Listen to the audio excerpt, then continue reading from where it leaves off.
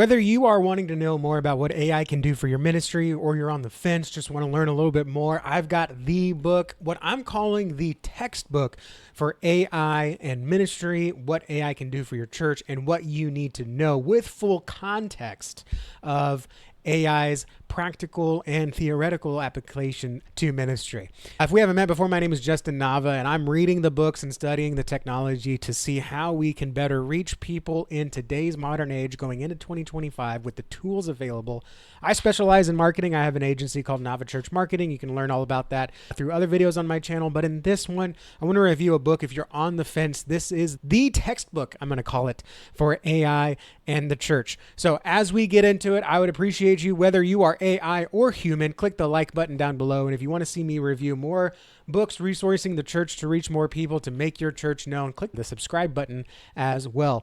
But I want to get into this book right here, AI and the Church by Jason Moore. It is brand new. It took me a month to get through it.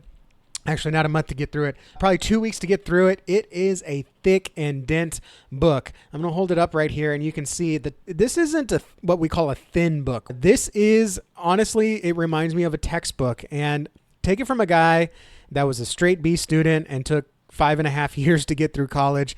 I don't do textbooks, but this one captivated me. Jason really surprised me, and I'm going to call him Jason because he's a friend of mine, and we've done a few conferences together. We're in a chat group together, just full transparency. But if I didn't like his book, I wouldn't recommend it, to be honest. I would just say I just wouldn't do this video. So what I really enjoy about Jason's book, number one, is he does a really good job of balancing storytelling with actual information that has citations inside of each and every part of his stated stats, whether it's about history, whether it's about technology and innovation, or just reporting on what someone else said about the technology of artificial intelligence. Jason provides citations, and he balances it with his own storytelling. Jason is a well-traveled man. I like to joke that he's a Renaissance man. He's a creative. He's a speaker. He's a thought leader. He's now into the AI stuff.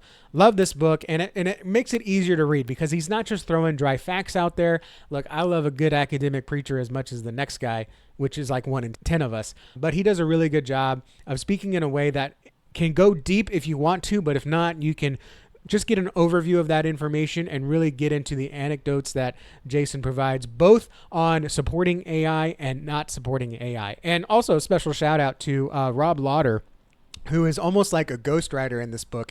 He's another church industry thought leader when it comes to AI, and he's quoted quite a bit in this book. And I've gone through Rob's AI cohort, and Rob knows what he's talking about. So you are getting in this book the best of the best of the best of AI and the church, as far as what it means, what it can do, what it can't do, how to approach it biblically, how to approach it respectfully. Even if you disagree, even if you buy this, which, by the way, if you oppose it, you should still buy it because there's a lot of information, a lot of context here. So you at least know what you're opposing, right? Like, we don't have to agree on everything. We can disagree, but let's at least know what we're disagreeing about.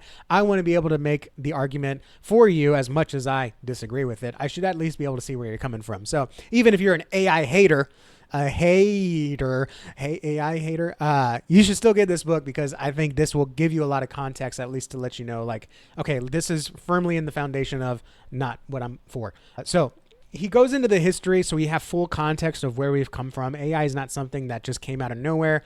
It's not something that just popped out from Satan himself. This is something that is the next generative ideation of technology.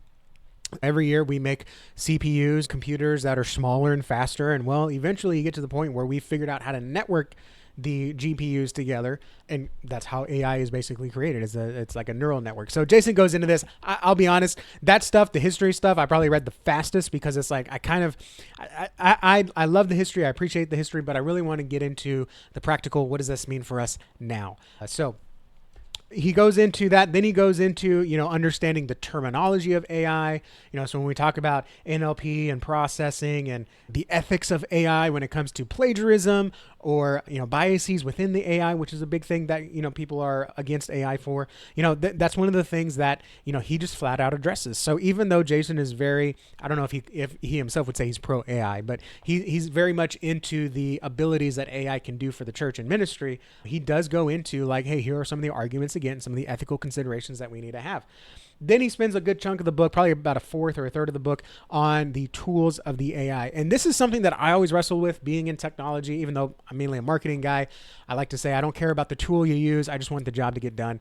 So I understand that this is a very hard thing to write about, because he could write this and then next month, a company goes under, a software gets bought out, it changes names. I mean, even one of the companies that I've really come to love, Content Aware, rebranded to Brand, right? And so anything you wrote in hard book, you're stuck with a bad link. So Jason does a really good job of introducing not only the tools themselves, the benefits and cons of different tools, like, you know, ChatGPT versus Claude versus Meta versus Grok, or the video, you know, here's HeyGen versus Runway versus the other ones. He goes in the pros and cons, but really he's giving the practicality, the strategy behind it. So that way, if the tools change, we can invent better hammers and better shovels, but the technique in which you shovel, you know, not using your back and twisting, it doesn't change. And so he's teaching you those foundational techniques, right?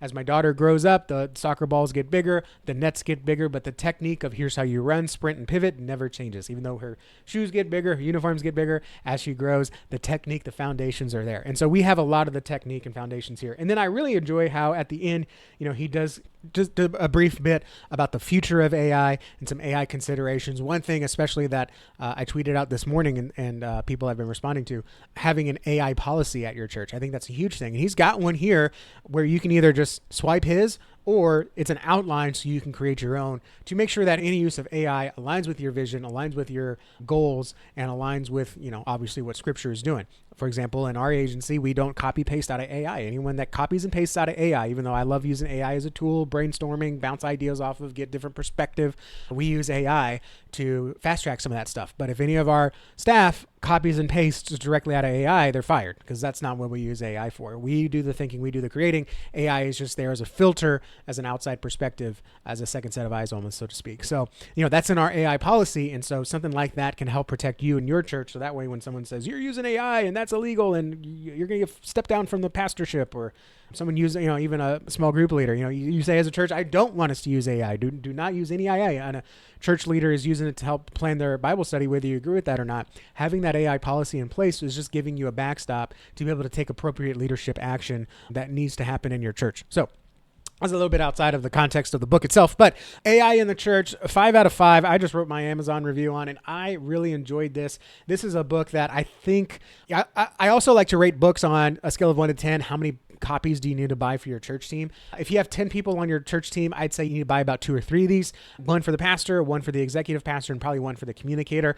Then they can oversee and disseminate this information. If you have other people in there, this is on a scale of like really in-depth practical details, 1, 2, 3 steps, to a scale of like, let's just ideate and be philosophical about this. I'd say it's right in the middle. It's a good balance of here's the tools and what they can do, but also the context of, you know what, here's what AI in theory and practice can do for your church, and how to approach that ethically, theologically, in multiple ways that you can approach it for your church. So again, AI is another creation that mankind made as a reflection of our creation of being images of God, and how we use it, I think, at the end of the day, is going to reflect glory of God. We can use it for good things or for bad things. Same thing with the internet, same thing with electricity, same thing with the privacy of the doors that we have in our church office. They can be good things or they can be bad things, as we see many pastors have to find out. And I think AI is the same thing. It can be a blessing to your church and ministry if handled appropriately. And I think this is a great book. And, you know, like I said, even if you hate it, buy it anyways and see at least get well read on what you hate. God bless you guys. If you like this video, again, if you're a human, hit that like button. If you're an AI button thing, you can go ahead and hit that like button too.